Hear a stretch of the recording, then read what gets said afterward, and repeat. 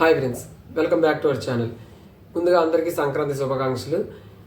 సంక్రాంతికి వస్తున్న మూవీ అయితే ఈరోజు సంక్రాంతి సందర్భంగా జనవరి 14వ తేదీన థియేటర్లో విడుదలైంది. ఈ మూవీ రివ్యూ గురించి మనం ఈ వీడియోలో మాట్లాడుకుందాం.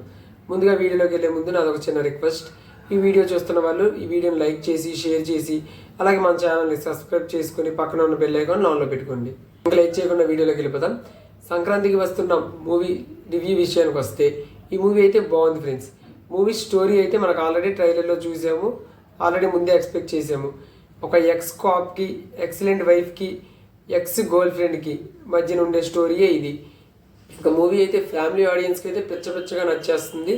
మూవీకి మనం పెట్టిన టికెట్ ప్రైస్కి న్యాయం జరగాలి అని అనుకునే వాళ్ళు, అలాగే మన ఫ్యామిలీ ఆడియన్స్ థియేటర్కి వెళ్ళి 3 hours ప్రశాంతంగా ఎంజాయ్ చేయాలి, ప్రశాంతంగా మనస్ఫూర్తిగా నవ్వుకోవాలి అనుకునే వాళ్ళైతే ఈ సినిమా నచ్చుతుంది. ఇంకా మూవీలో లాజిక్స్ ఉండాలి, ట్విస్ట్లు ఉండాలి, ఫైటింగ్, యాక్షన్ ఉండాలి, మూవీ పెద్ద హై ఎక్స్పెక్టేషన్స్గా ఉండాలి అని అనుకునే వాళ్ళైతే ఈ మూవీని ఇగ్నోర్ చేసేయడమే బెటర్. మళ్ళీ మూవీ చూసి నాకు నచ్చలేదు అని కావాలని కొంతమంది నెగిటివ్ స్ప్రెడ్ చేస్తారు. అందుకే మూవీకి కొత్తదనం అంతా మనం ఏవో ఎక్స్పెక్ట్ చేసి వెళ్దాము ఇవన్నీ అనుకుంటే మూవీని ఇగ్నోర్ చేసేయండి, ముందే చెప్తున్నాను. ఇంకా మూవీలో క్యాస్ట్ విషయానికి వస్తే ఇదే ప్లస్ పాయింట్. మన వెంకటేష్ గారైనా, హీరోయిన్ ఐశ్వర్య రాజేష్ గారైనా, మీనాక్షి చౌదరి గారైనా, అలాగే వెంకటేష్ గారి బాబు అయితే ఒక చిన్న బాబు ఉంటాడు. ఆ బాబుదైతే కామెడీ టైమింగ్, అలాగే ఆ బాబు యాక్టింగ్ కూడా చాలా బాగా నచ్చుతుంది, చాలా బాగా చేశారని చెప్పాలి. ఇంకా ఇంకొక ప్లస్ పాయింట్ అయితే మ్యూజిక్ డైరెక్టర్ బీమ్స్ గారు ప్రతిదానికి ఎక్కడ ఎలాంటి మ్యూజిక్ కొట్టాలో అనేది చాలా బాగా యూజ్ చేశారు ఈ మూవీలో. ఇంకా మన అనిల్ రావిపూడి గారి మూవీస్లో అయితే కామెడీని ఎక్స్పెక్ట్ చేస్తాము, ఫ్యామిలీ ఎంటర్టైనర్.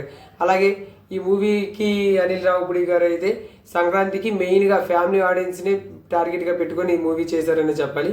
ఎందుకంటే ఓన్లీ ఫ్యామిలీ ఆడియన్స్కి బాగా నచ్చుతుంది, ఎవరికైనా నచ్చుతుంది. కానీ కొంతమంది అయితే బాగా ఎక్స్పెక్టేషన్స్ పెట్టుకుంటారు, వాళ్ళకైతే ఇదే మూవీరా అనిపిస్తుంది. కామెడీ కూడా చాలా బాగుంది. ఫస్ట్ హాఫ్ అయితే ఫుల్ మనం కడుపొప్ప నవ్వుకుంటాము. మన వెంకటేష్ గారి బాబుగా నటించారని చెప్పాం కదా, ఆ బాబుది అయితే మినిమం మూవీలో అయితే ఒక 30% ఆ బాబుదే కామెడీ ఉంటుంది. ఇంకా సెకండ్ హాఫ్ అయితే కామెడీ కొద్దిగా తగ్గిందనే చెప్పాలి. మనకి కొన్ని చోట్ల అయితే సెకండ్ హాఫ్లో ఇక్కడ నవ్వాలా అని అనిపించేలా ఉంటుంది. ఇంకా మూవీ అయితే పర్లేదు. మనం సంక్రాంతికి ఏమైతే ఫ్యామిలీ ఆడియన్స్ ఏది కోరుకుంటారో, మనము 3 hours బాగా ఎంజాయ్ చేయాలి, కడుపుప్ప నవ్వుకోవాలి అని అనుకునే వాళ్ళకైతే బాగా నచ్చుతుంది ఈ సినిమా. ఇంకా మనం ఈ మధ్య మూవీస్లో చాలా మిస్ అయ్యాము. మూవీ అంతా డార్క్గా ఉంటుంది, చీకటిగా. అలాగే యాక్షన్ సీన్స్, ట్విస్ట్లు ఇవన్నీ ఉంటాయి. ఈ మధ్యన కాలంలో ఇలాంటి మూవీ అయితే రాలేదు. ఫుల్ కలరింగ్తో, విలేజ్ బ్యాక్డ్రాప్తో ఫుల్ 3 hours ఫన్ జనరేట్ చేసిన మూవీస్ అయితే ఈ మధ్య కాలంలో రావలేదనే చెప్పాలి. ఈ మూవీ అయితే అలాంటి వాళ్ళకి ఏ ఫన్ కోరుకుంటారు, ఫ్యామిలీ ఎక్స్పెక్టేషన్స్ అంతా పెట్టుకుంటారు, వాళ్ళకైతే ఈ సంక్రాంతికి ఇది ఒక బ్లాక్ బస్టర్ అనే చెప్పాలి. ఇంకా మూవీ అయితే మన అనిల్ రావిపూడి గారి గురించి F3 మూవీ, F2 మూవీ అయితే చూసాము. సేమ్ అలాంటి మూవీయే, కామెడీ బాగా ఉంటుంది. కాకపోతే క్లైమాక్స్ మాత్రం బాగా గురుదేవో భవ, అంటే గురువుకి ఎలాంటి రెస్పెక్ట్ ఇవ్వాలి మన లైఫ్లో, మన గురువు గారు అయితే ఎలాంటి మెయిన్ లీడ్ పోషిస్తారు అనుకుంటాము, అలాంటిది బాగా చూపించారు. కాకపోతే రొటీన్ క్లైమాక్స్ ఉందనే చెప్పాలి. మూవీ అయితే పర్లేదు. నేను ఇచ్చే రివ్యూ ఈ మూవీకి అయితే ఒక 3.5 రేటింగ్ అయితే ఇస్తాను. ఇంకా ఈవినింగ్ అయితే నేను ఒక వీడియో చేస్తాను.